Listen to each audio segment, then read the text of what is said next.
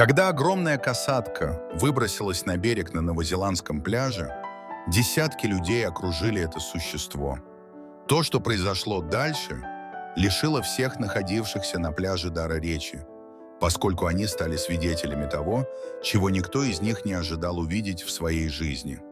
Солнце едва успело взойти над Мальборо-Бич в Новой Зеландии, когда местные жители увидели тревожное зрелище. Там, распластавшись на песке, лежала огромная касатка.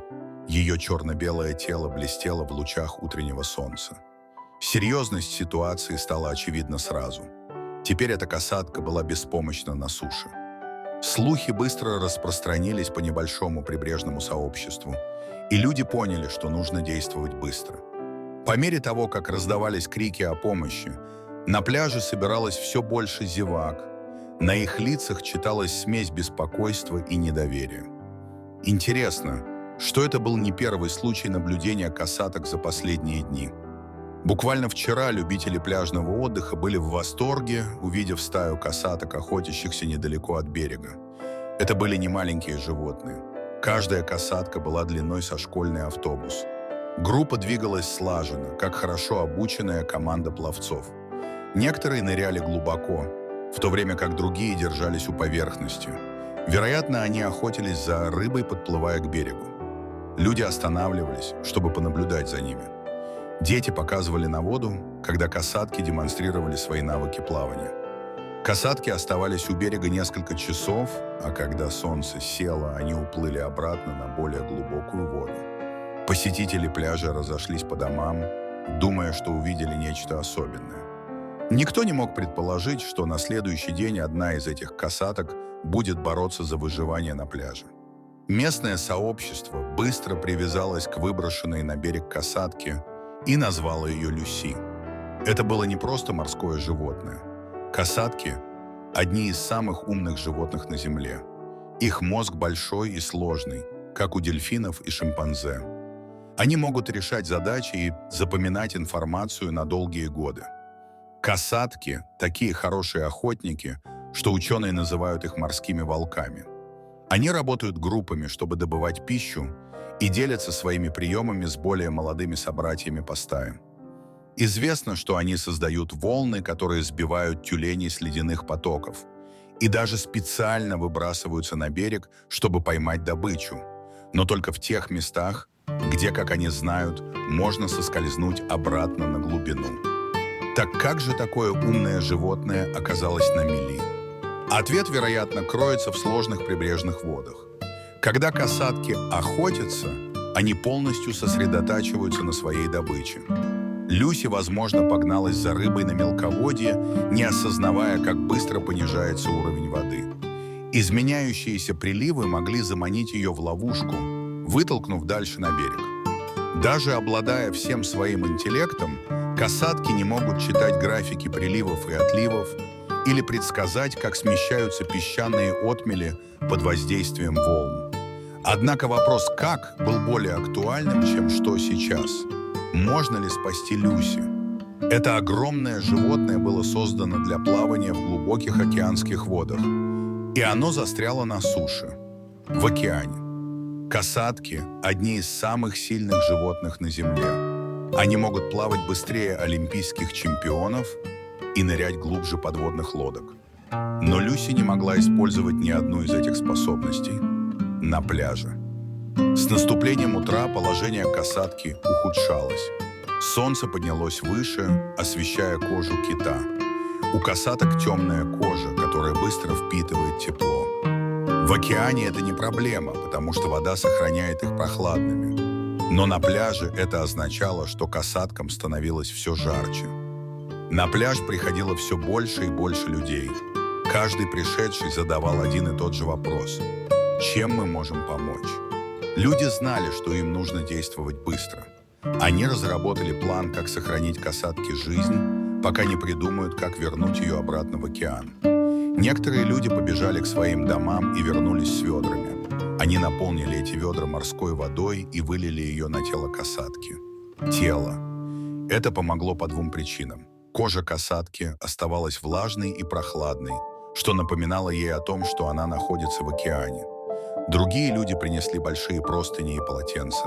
Они намочили их в морской воде и накрыли ими тело касатки. С течением времени состояние касатки ухудшалось. У касаток гладкая, эластичная кожа, которой необходимо оставаться влажной. Кожа касатки высыхала, несмотря на то, что люди постоянно обливали ее водой. Дыхание касатки тоже изменилось.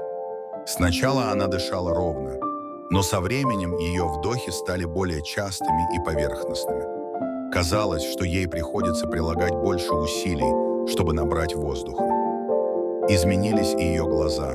У касаток большие выразительные глаза, которые кажутся почти человеческими. Когда касатку впервые вытащили на берег, ее глаза были настороженными, и она оглядывала людей.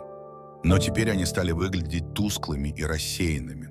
Казалось, она слишком устала, чтобы замечать, что происходит вокруг нее.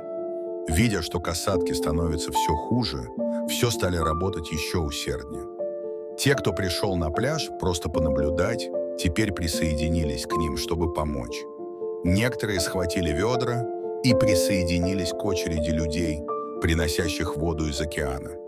Другие помогали придерживать мокрые простыни, чтобы защитить их от солнца. Помогали и дети. Некоторые из них ходили в близлежащие магазины и приносили волонтерам бутылки с водой. Другие помогали организовать доставку продуктов, следя за тем, чтобы все было легко найти в случае необходимости. Спасатели знали, что им нужен план получше. Они не могли бесконечно поливать касатку водой. Ей нужно было вернуться в океан, и как можно скорее. Но как они могли переместить что-то настолько тяжелое? Взрослая касатка может весить до 6 тонн, примерно столько же, сколько весит крупный слон или большой грузовик. Как бы люди ни старались, они не смогли самостоятельно спустить касатку обратно в воду. Казалось, что их первоначальный план сработает. Местная рыбацкая лодка предложила помочь отбуксировать Люси обратно в море. Идея была проста. Прикрепите к лодке веревки, аккуратно оберните их вокруг Люси и оттащите ее на более глубокое место. Капитан лодки был готов, и веревки были на месте.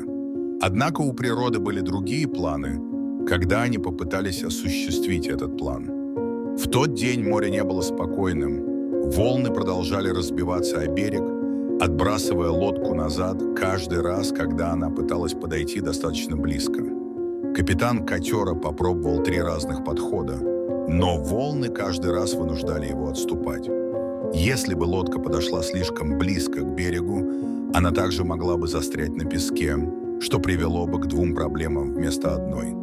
Еще одной проблемой были веревки. Кожа Люси, обычно защищенная водой, была чувствительной. Веревки могли врезаться в нее, как тугая резинка в палец. Даже если бы им удалось правильно расположить лодку, перетягивание могло причинить серьезный вред.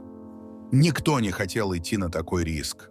После того, как план с лодкой провалился, команда перешла ко второй идее. Кто-то предложил прорыть в песке канал, похожий на небольшую речку, ведущую от Люси к океану. План имел смысл. Проложите дорожку, по которой могла бы течь вода, и помогите Люси удержаться на плаву.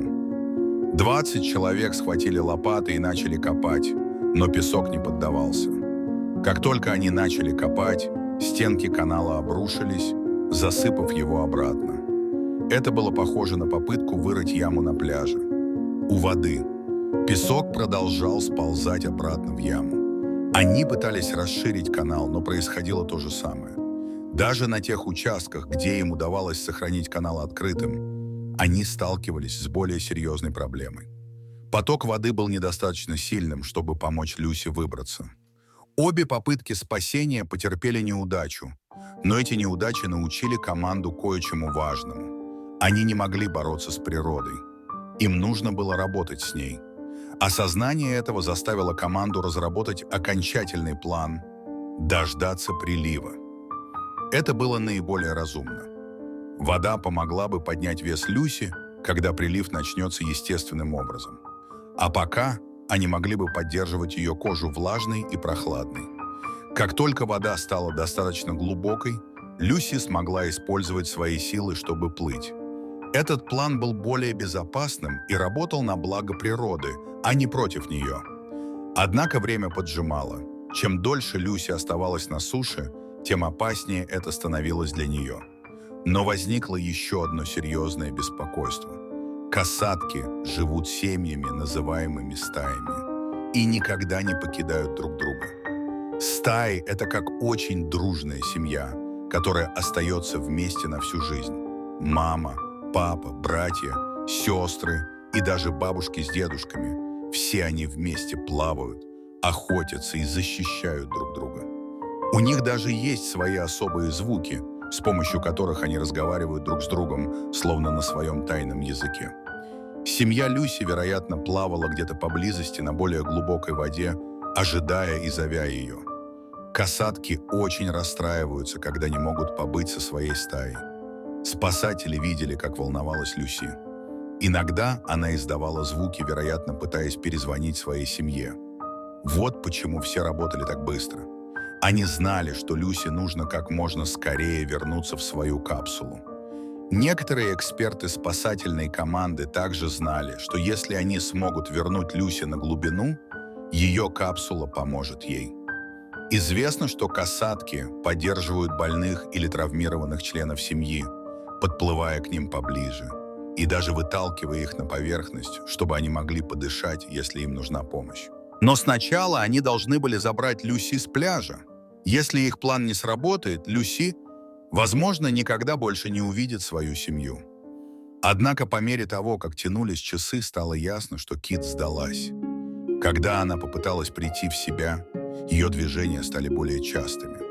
Ее дыхание стало прерывистым. Толпа наблюдала за происходящим в мучительном молчании, многие вытирали слезы. Казалось, что, несмотря на все их усилия, они станут свидетелями трагедии. Затем, когда начался прилив, первые волны достигли хвоста Люси. Хвост. Внезапно она почувствовала движение. Ее хвост дернулся. Этот маленький знак сказал всем об этом. Люси не сдавалась. Она берегла силы, ожидая, когда вода вернется. Спасатели увидели свой шанс. Когда вокруг Люси стало прибывать все больше воды, они начали осторожно раскачивать ее тело. Это движение помогло воде течь под ней и показало ей, в каком направлении находится более глубокая вода. Касатки чувствуют движение воды, и Люси могла определить, в каком направлении они вернутся к океану. Сначала казалось, что ничего не меняется. Команда продолжала раскачиваться. Затем Люси начала медленно реагировать. Она начала двигаться по течению, используя свой хвост, чтобы определить наилучший путь. Она не билась и не паниковала. Она работала со спасателями, используя прилив, чтобы помочь поднять свое тело. Такая тщательная координация действий Люси и спасательной команды показала, почему касаток называют одними из самых умных животных в океане. Большинство диких животных впадают в панику, если человек пытается к ним прикоснуться. Но только не Люси. Казалось, она знала, что все эти люди на пляже пытаются спасти ей жизнь. Когда спасатели осторожно подтолкнули ее в сторону, она двинулась в ту сторону. Когда они повели ее к более глубокой воде, она попыталась последовать их примеру. Как будто она могла понять, чего они от нее хотели. Добровольцы, стоявшие теперь по пояс в прибое, толкали и тянули ее, пытаясь вывести на свободу. Плавать. Это была изнурительная и опасная работа. Одно неверное движение могло привести к травмам от мощных плавников кита. Но никто не хотел сдаваться. Наконец, спустя несколько часов, Люси достигла глубины, на которой она могла свободно плавать. На мгновение воцарилась напряженная тишина, пока все ждали, что будет дальше. Кит некоторое время плавал, казалось, в нерешительности. Затем, мощно взмахнув хвостом, она устремилась вперед. Толпа взорвалась радостными возгласами и аплодисментами. Многие обнимали друг друга от радости и облегчения, но касатка не перестала их удивлять. Вместо того, чтобы сразу же поплыть в море, она повернула назад, приближаясь к берегу, где стояли волонтеры. На мгновение у некоторых замерло сердце, и они испугались, что она снова может ударить себя. Но она резко остановилась, ее спинной плавник прорезал воду, когда она поплыла параллельно пляжу. Пока все смотрели, она сделала нечто удивительное. Она вынырнула из воды всем телом, вращаясь в воздухе. Это движение, называемое прорыв, используется касатками для общения друг с другом. Прыжок Люси был не просто показным. Она сказала своим спасателям и Паду, что с ней все в порядке. Когда касатки ныряют в воду, они используют свой мощный хвост, чтобы полностью высунуться из воды. То, что Люси сделала это после того, как ее выбросило на берег, показало, как много сил к ней вернулось. При каждом прыжке вода разбрызгивалась во все стороны, как от гигантского пушечного ядра в бассейне. Толпа ахала и приветствовала каждый прыжок. Люси преодолела барьер трижды. Каждый прыжок был похож на празднование победы. Известно, что касатки – одни из немногих животных, которые празднуют и играют просто потому, что они счастливы. Они одни из немногих животных, помимо людей, которые учат своих детенышей играть. Люси демонстрировала всем прекрасный пример радости касаток. После своих прыжков Люси поплыла к более глубокой воде.